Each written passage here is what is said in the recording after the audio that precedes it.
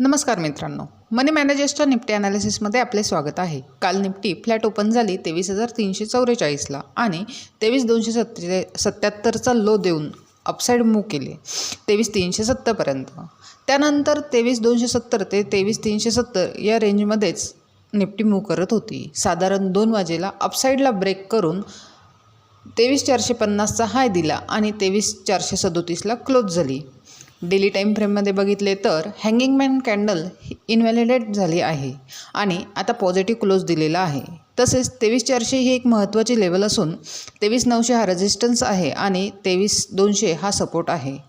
आता उद्यासाठी बघितले तर 30 मिनिट टाईम फ्रेममध्ये 23,480 ते 23,500 हा एक अपसाईड हर्डल आहे। तो जर क्रॉस झाला तर निफ्टी 23,640 पहिले टार्गेट आणि 23,870 दुसरे टार्गेट हिट करू शकते। तसेच 23,375 ही एक महत्त्वाची लेवल असून 23,200 हा सपोर्ट आहे। उद्या एक्सपायरी असल्याने ट्रेड करताना प्राईस ॲक्शननुसार आणि काळजीपूर्वक करावा। अशाच निफ्टीच्या ॲनालिसिससाठी चॅनल सबस्क्राईब करा, तसेच व्हिडिओ लाईक आणि शेअर करा।